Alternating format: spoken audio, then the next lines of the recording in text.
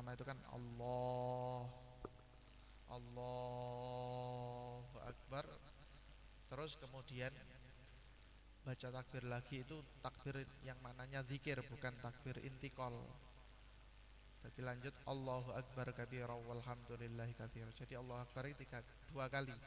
Allahu Akbar, Allahu Akbar kabira walhamdulillahi katsira, dan seterusnya. Ketika angkat tangan ketika takbir ini sunnah dihadapkan ke kiblat dan tingginya tangan setinggi telinga. Ngeten nggih. Gini ya. Jadi ngangkatnya setinggi telinga. Monggo monggo.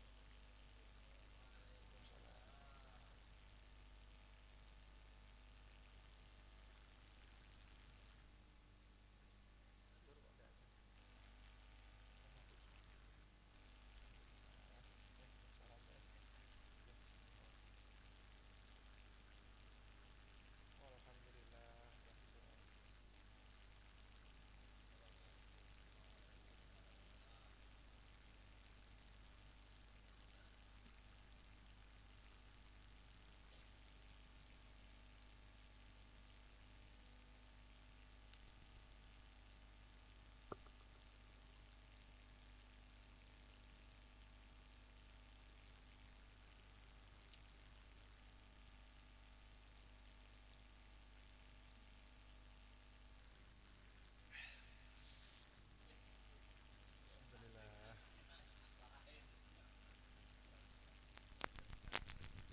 Ah wis, kaplingan iku tur niku. Kantun sertifikat, Mbah. Sertifikate sing kering. Kantun sertifikat. Ayo,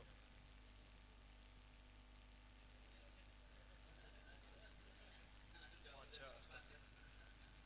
Adem ya, Bapak.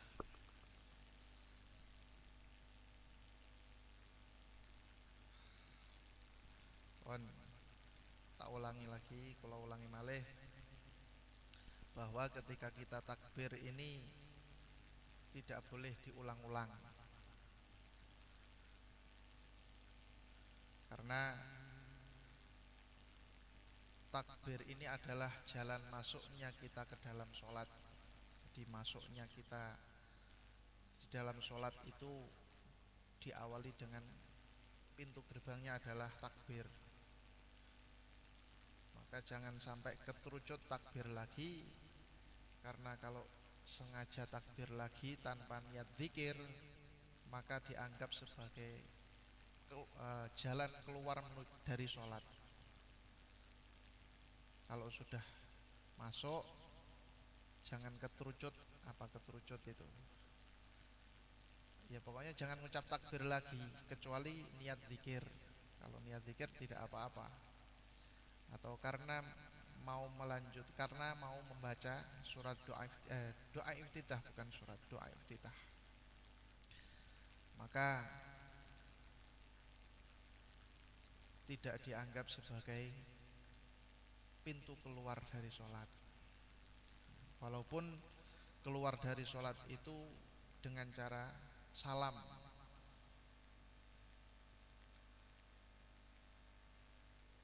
Intinya takbir ini ya sekali saja, jangan diulang-ulang. Kalau ada yang mengulang-ulang ya diniati zikir, tidak apa-apa. Kemudian kalau sudah masuk takbir, kemarin rukun kedua adalah baca Fatihah. Kalau sudah baca Fatihah kok lupa belum baca doa iftitah, ya tidak boleh balik. Tidak boleh balik ke doa iftitah atau bahkan ta'awudz. Artinya kalau kadung sudah baca Allahu Akbar Bismillahirrahmanirrahim, lupa belum baca doa iftitah, maka tidak boleh balik, karena dia sudah masuk ke rukun. Artinya fardu. Kalau sudah mengerjakan fardu qauli, ya fardu yang sebangsa ucapan yakni Fatihah, maka tidak boleh balik ke doa iftitah atau ta'awudz. karena kesunahannya sudah hilang. Karena sudah hilang lagi, tidak sunnah lagi, kok balik, maka bisa batal sholatnya.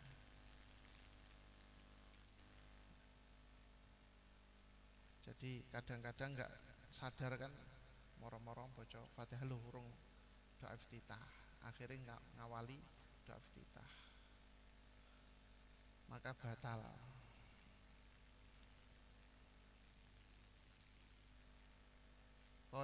Kemudian rukun sholat selanjutnya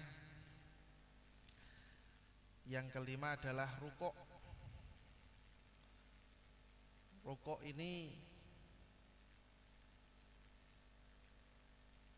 disyariatkan oleh Allah Subhanahu wa taala di waktu asar, hari kedua dari setelah Isra Mi'raj. Jadi sholatnya Kanjeng Nabi itu sebelumnya tidak pakai rukuk, dan sholatnya para nabi sebelum Kanjeng Nabi Muhammad SAW pun juga tidak ada rukuknya. Nah, jadi rukuk ini adalah salah satu ibadah yang dikhususkan untuk umat Kanjeng Nabi Muhammad SAW. Yang rukuk ini adalah sebagai gambaran pengakuan seorang hamba kepada Allah yang sebagai Tuhan. Dulu tidak ada rukuk. Qiyamul lailinnya Kanjeng Nabi yang sebelum ada perintah sholat 5 waktu itu juga tidak ada rukuknya. Setelah diperintahkan untuk rukuk, maka di waktu ngasar hari kedua diperintahkannya sholat, ya kira-kira tanggal 28 Rajab, maka rukuk ini menjadi rukun di dalam sholat. Di dalam rukuk niki banyak sekali syaratnya. Yang pertama, ketika kita rukuk, yang bagi orang yang normal, mu'tadilul khilqah, salima yadaihi wa rukbati, normal, semuanya normal, maka syaratnya harus dungkrung yang kira-kira kedua tangan niki bisa memegang dua lutut. Jadi syaratnya tangan harus memegang dua lutut, dungkrung yang memegang dua lutut, dan tidak degek. Apa degek itu ya memajukan dada, yes, degek. Kalau degek, kalau tidak ada alasan sakit dan lain sebagainya, maka tidak boleh. Tapi yang paling sempurna, rukuk yang paling sempurna, ketika rukuk niki pertama kedua tangan memegang lutut, bukan bawah lutut atau atas lutut. Jadi yang dipegang adalah pas lutut sing bunder nih loh. Kemudian yang kedua, memeratakan antara mulai dari bokong, punggung sampai kepala niki rata bagaikan meja papan. Tidak endingklu, tidak ndangak. Itu yang paling sempurna. Jadi ketika takbir, niki cara takbir yang sempurna, kemarin belum ya. Jangan rapat-rapat, jangan menggang-menggang, biasa saja. Jadi direnggangkan wasaton, sedengan, terus dihadapkan ke kiblat, terus ngangkatnya niki kira-kira di atas bahu, di atas pundak. Kemudian jempolnya lurus dengan tempat anteng-anteng ini, pokoknya lurus. Ya tidak perlu gini lah, pokoknya sekira-kira lurus gini sudah cukup.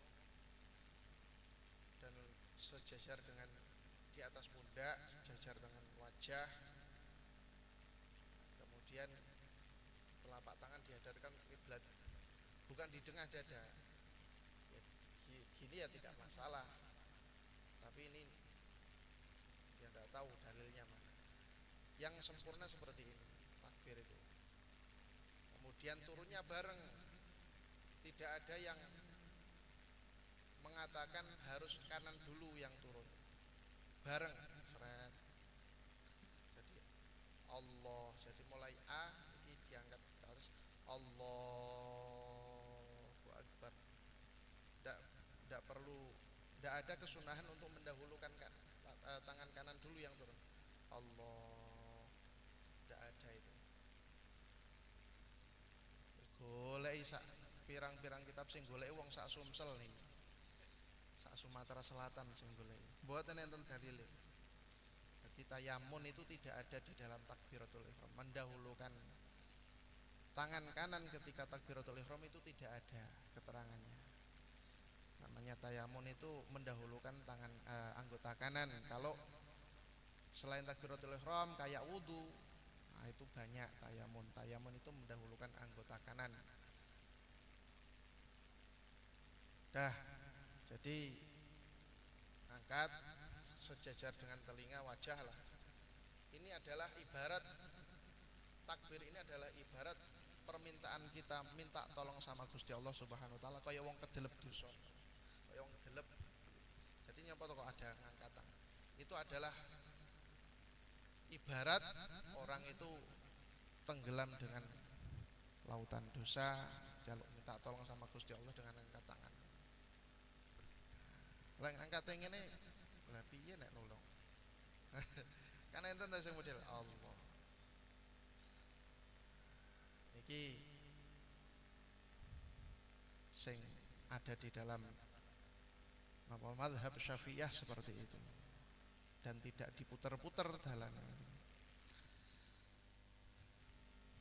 Kemudian panjangnya takbir ini ya sepanjang gerakan tangan. Jadi sepanjang hati mengucapkan niat dan selesainya takbir ketika tangan sudah berhenti sendakep. Allah, saya niat sholat fardu isya 4 rakaat jadi imam memperdukan Allah Akbar. Jadi bareng yang kemarin muqaranah urfiyah, bareng yang umumnya orang itu bisa. Yang kedua adalah istihdhar urfiyah, menghadirkan sholat secara umumnya manusia orang itu bisa. Istihdhar urfiyah itu pokoknya sholat yang model itu berusaha dihadirkan di dalam hati, tidak perlu perinci-perinci, pokoknya sholat ngono kae Allah. Jadi di dalam takbir itu sambil bayangkan sholat seperti itu. Nah, kemudian mengucapkan niat sepanjang takbir. Jadi itu sempurnanya niat. Yang sempurnanya sedengan, yang paling sempurna ya kemarin.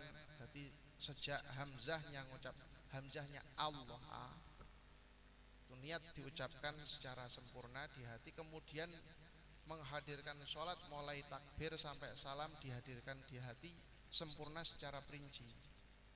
Lah niki lek ra wali ndak iso. Yakin kalau seperti itu, yakin wali niki, karena khusyuknya luar biasa, konsentrasinya luar biasa, cerdasnya pun juga luar biasa. Awake dhewe rapate cerdas ngene iki wis angel ngeling-eling. Apalagi mari diseneni bojo. Ayo tambah beruwet uteke niki. Pon. Kemudian di dalam rukuk sama tadi rukuk ya. Di dalam rukuk niki yang paling sempurna teknik ya, Pak.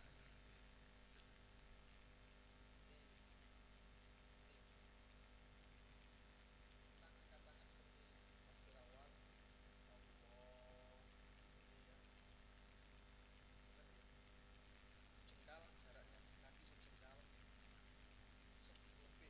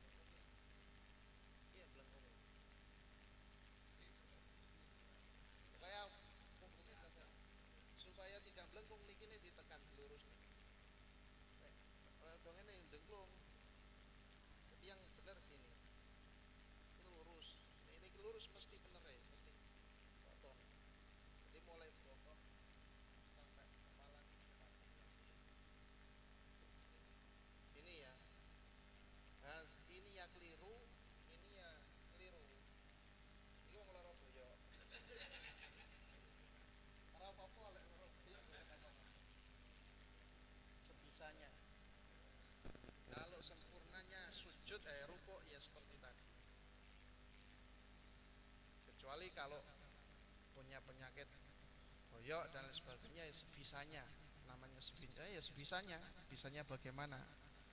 Wong rokok sambil duduk saja gara-gara bisanya seperti itu ya juga boleh. Niki rokok.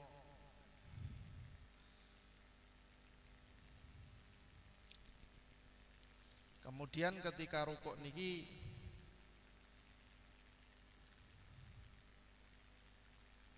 ketika turun dari rukuk jangan menyengaja selain mau rukuk, karena ya mungkin bapak-bapak belum pernah praktek dan mengalami mungkin, karena ada kesunahan ketika setelah baca surat sajdah ini sunnah sujud tilawah seperti Iqra surat Al-Alaq, Iqra bismi rabbikal ladzi khalaq, khalaqal insana min 'alaq.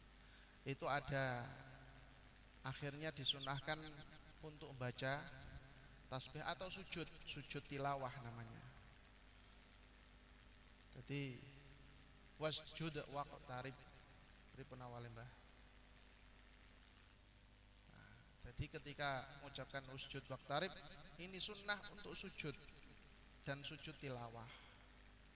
Lah kalau kita menyengaja sujud tilawah ini kan hukumnya sunnah.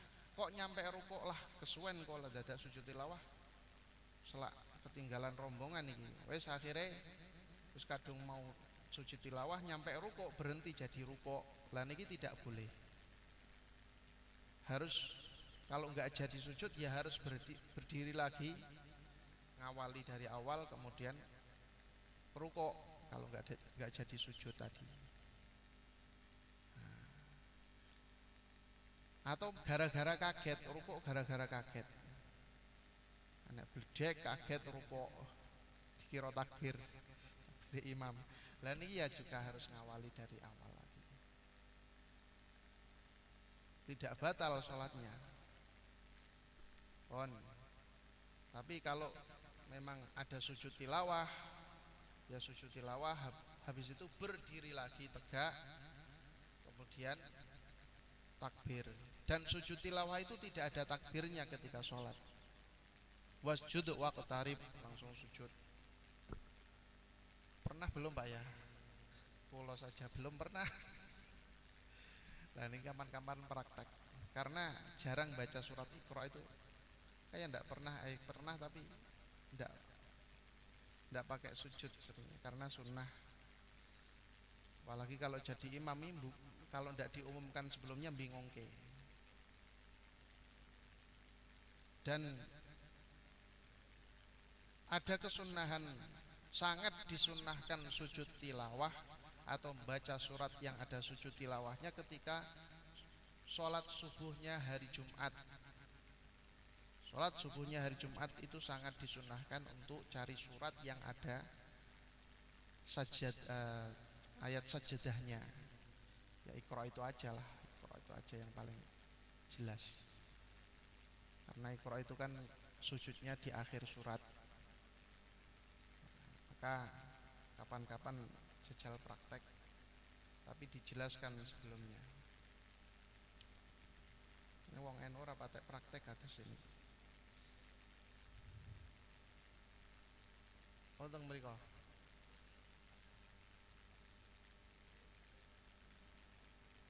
Sangat disunahkan pas subuhnya Jumat.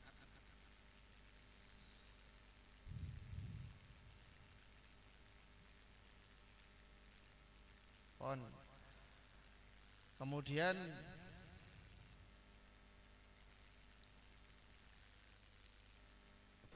bacaan ketika rukuk kama huwa maklum subhana rabbiyal a'la rabbil azimi ya. Subhana rabbil azimi wa bihamdihi 3 kali.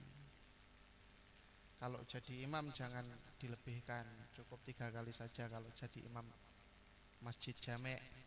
Kalau sendirian mau 100 kali juga boleh. Kecuali ya sekali-kali ya tidak apa-apa. Atau seluruh makmum seneng kalau dipanjangkan rukuknya, ya tidak apa-apa.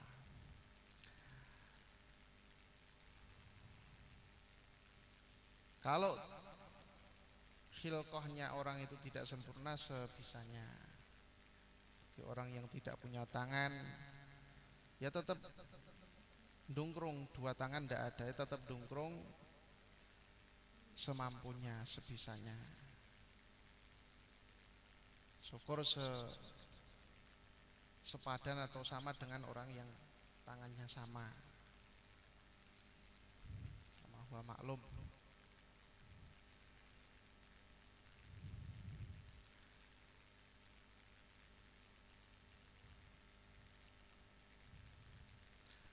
Kemudian di dalam rukuk niki ada kewajiban tumak ninah. Ada yang mengatakan rukun, ada yang mengatakan sunnah. Tumak ninah itu apa? Ya sekira ketika kita rukuk niki selama minimal bacaan subhanallah, atau sekira antara rukun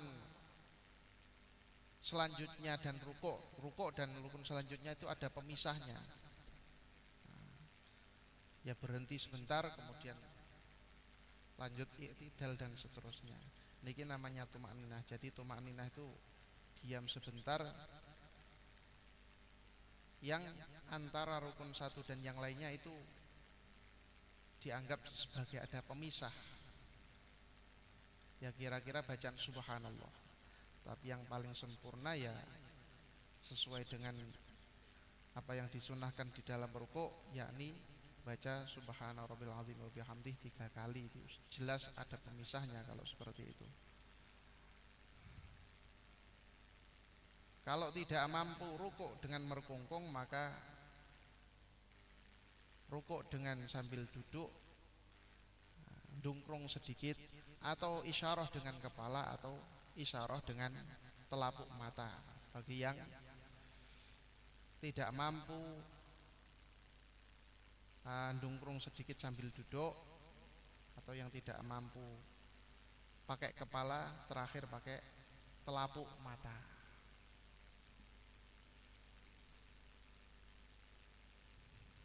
Terus rukun selanjutnya tumakninah dilanjut dengan ar-raf'u was-sabi'u ar-raf'u minar ruku'. Yang ketujuh adalah bangun dari ruku', yakni i'tidal. Rukun i'tidal niki adalah rukun pendek, yang mana di dalam i'tidal ini ada bacaan khusus yang sunnah dibaca i'tidal. Rabbana lakal hamdu mil'us samawati wa mil ardu wa mil ma syi'ta min syai'in ba'du. Kemudian ketika bangun dari rukuk juga disunnahkan mengangkat tangan. Jadi mau rukuk sunnah angkat tangan, Allahu Akbar. Bangun dari rukuk sunnah angkat sami Allahu liman hamidah, sambil baca sami Allahu liman hamidah. Jadi sami Allahu liman hamidah itu ceritanya begini. Ketika dulu Kanjeng Nabi Muhammad SAW awal-awal diperintahkan sholat itu ya tetap semuanya takbir.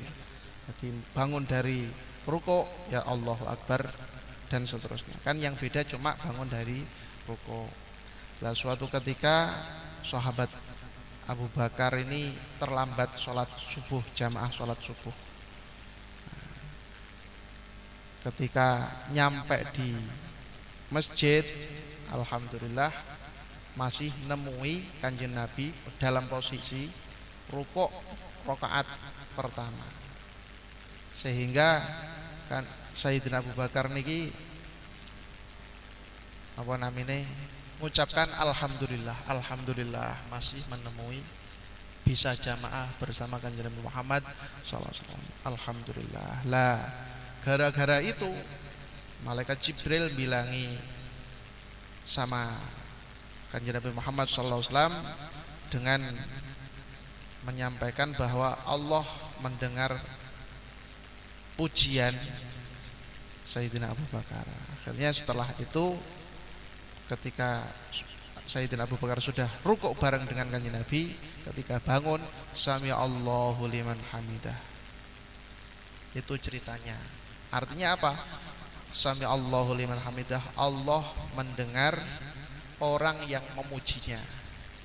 Allah Maha mendengar orang yang memuji terhadap Allah Subhanahu wa taala.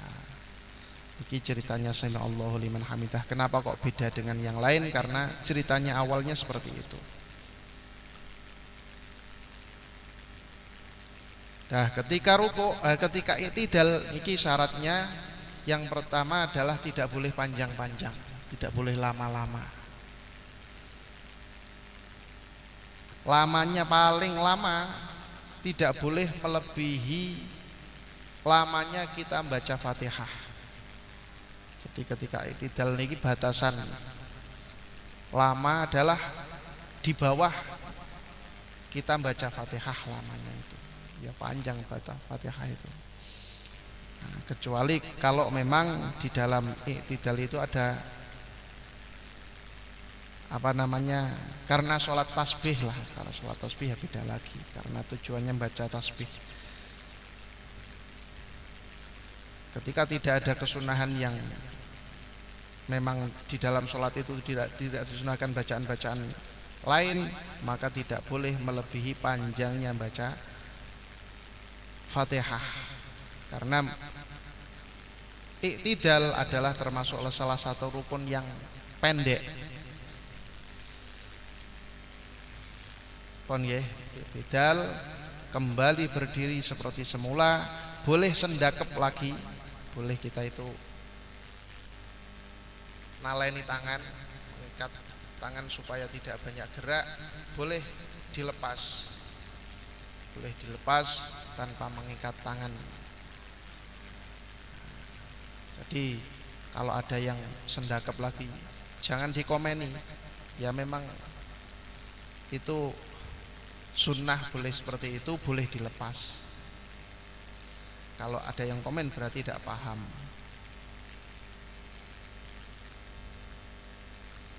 Nah, terus ketika melepas tangan jangan diayun-ayunkan lah, karena mengayunkan tangan ketika melepas apa namanya tangan ketika i'tidal ini bahaya, bisa menyebabkan batal sholat karena menyebabkan banyak gerakan. Jadi langsung megang paha, atau ya kalau dibablaskan jangan keblabasan, di stop nyampe paha sing bagian belakang. Sami Allahu liman hamidah. Kini boleh istirahat. Enten lho. Jadi rukuk ya. Sami Allahu liman hamidah. Sami Allahu liman hamidah. Utama mana? Utama yang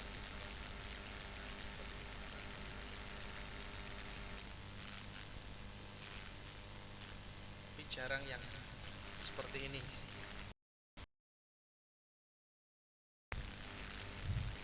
Niki sholat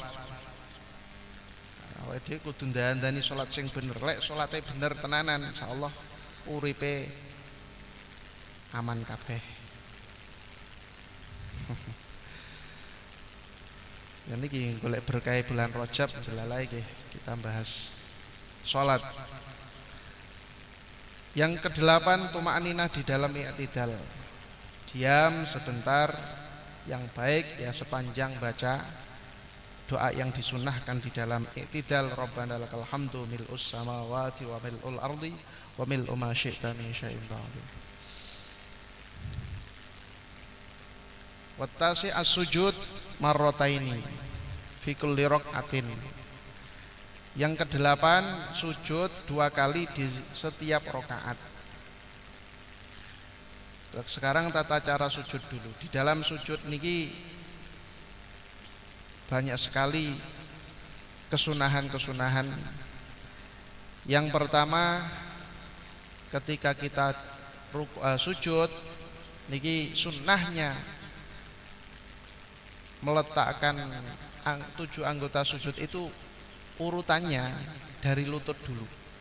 Jadi pertama yang ditempelkan lutut, kemudian tangan, baru kening. Kening sama hidung niki sunnah bareng. Kalau kening dulu baru hidung ya tidak apa-apa, tapi yang paling afdol bareng plek. Tapi ya sulit, biasanya kening dulu baru hidung.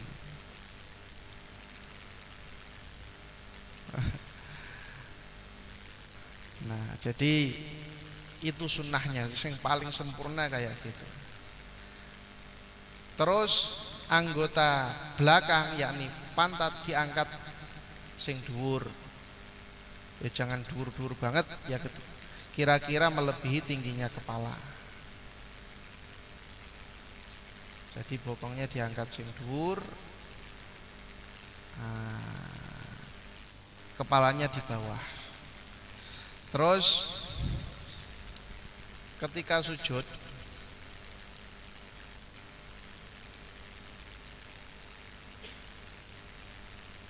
yang sempurna seperti tadi,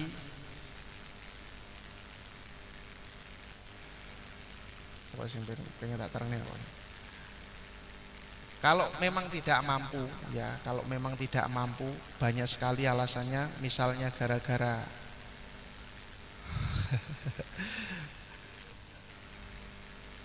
perutnya besar.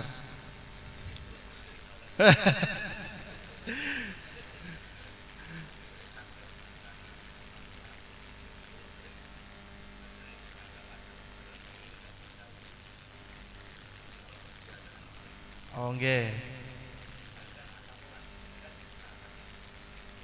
Oh nggih, jadi. Oh nggih, terus. Jadi kalau intinya banyak penyakit atau karena perutnya besar.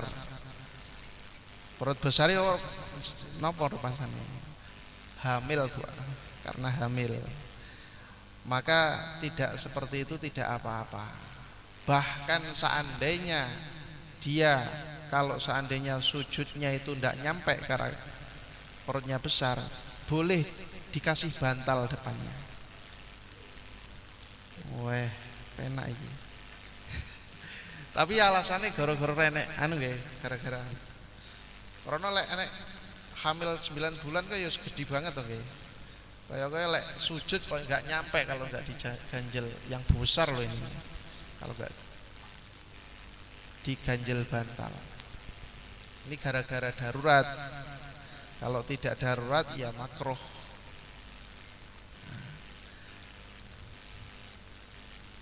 Termasuk sholat di kasur yang menyebabkan kedelepe rai. Jadi ya boleh-boleh saja. Tapi yang baik yang roto. Kalau memang apa namanya, lantainya itu ndosol tinggi yang atas atau tinggi yang depan, niki ya tidak apa-apa. Kayak misalnya sholat ning telundakan, syaratnya yo ora sampai minger. Misalnya telundake cilik kan ya kudu lek ngepasne awak harus minger. Tidak apa-apa tapi makruh.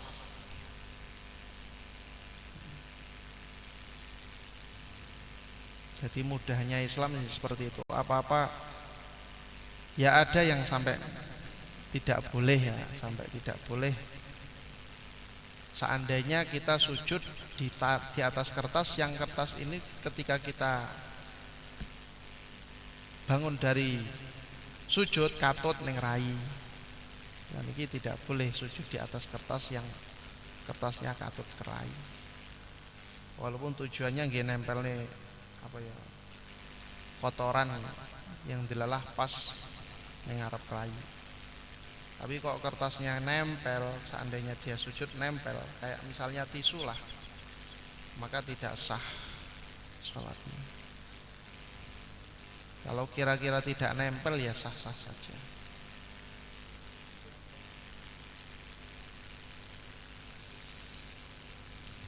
Ini masalah sujud. Kemudian sujud ini adalah posisi ibadah di dalam sholat yang paling utama. Bahkan sampai diperintahkan sujudnya 2 kali. Karena aqrabuma yakunul abdu min rabbih huwa sajidun. Paling dekatnya seorang hamba dari Allah Subhanahu wa taala itu adalah ketika hamba itu dalam keadaan lagi sujud. Pas sujud niku pas deket-dekete kalih Gusti Allah. Berarti Gusti Allah ning lantai. Yo ora no. Lah niki lho. Ini adalah salah satu dalil bahwa Allah itu berarti tidak berada di arsy. Ini salah satu dalil yang dalil ini adalah dalil hadis Kanjeng Nabi Muhammad SAW bahwa Allah tidak berada di atas dan tidak berada di arsy. Lalu berada di atas lah pas sujud. Dalil niki ra kanggo no. Dalil niki berarti ora pas. Sehingga kalau ada yang mengatakan Allah berada di atas ditempukkan dengan dalil ini ora ketemu. Lah berarti Gusti Allah di mana? Ya dekat dengan kita. Fa idza sa'alaka ibadi anni fa inni qarib. Ketika hai Muhammad sallallahu alaihi wasallam, ketika ada yang bertanya tentang aku itu berada di mana, maka katakanlah fa inni qarib, maka aku adalah zat yang maha dekat dengan hamba. Buktinya ketika kita sujud itu adalah posisi kita paling dekat dengan Gusti Allah Subhanahu wa taala. Dan tujuan yang kedua untuk membuat setan niki tambah mumet, tambah sedih, tambah nelongso. Karena ketika orang itu kok sujud kepada Allah, setan ini langsung menjauh dari seorang hamba terus nangis. Jadi sampean pengen setan sing godho jenengan nelongso sedih, banyak-banyak Allah sujud kepada Allah Subhanahu wa taala. Terus ngomel-ngomel setan, ya waili ya Allah, ya waili ora ya Allah ya. Aduh, hancur diriku, aku wong rusak, aku diperintahkan untuk sujud kepada Nabi Adam, maka saya tidak sujud. Nah, maka saya berhak mendapatkan neraka. Nah, ketika manusia diperintah sujud, maka dia mau sujud, maka dia berhak mendapatkan surga. Lah niki sujud.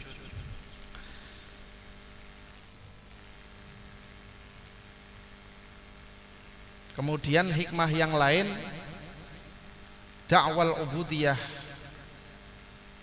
pengakuan bahwa kita itu adalah benar-benar seorang hamba. Belum ding. Jadi gini, ketika kita ruku itu adalah da'wal ubudiyah. Ruku adalah sebagai pengakuan bahwa diri kita adalah hamba Allah Subhanahu wa taala. Jadi diresapi tenan. Awake dhewe kawula niku Gusti Allah, ketika ruku ngeling-eling kita adalah hamba Allah dan sambil mengingat-ingat arti yang kita baca kalau bisa. Kalau tidak bisa ya itu tadi, ngeling-eling kita adalah hamba Allah. Kita adalah yang diciptakan Allah, maka pasnya kita atau pasnya kita sebagai hamba harus merunduk di hadapan Allah Subhanahu wa taala. Kemudian sujud sebagai bukti syahid, saksi terhadap pengakuan seorang hamba bahwa dia adalah hamba Allah Subhanahu wa taala. Jadi sujud 2 kali adalah saksi dari ruku, saksi dari da'wal ubudiyah, pengakuan kita adalah seorang hamba Allah. Kemudian ketika kita buru-buru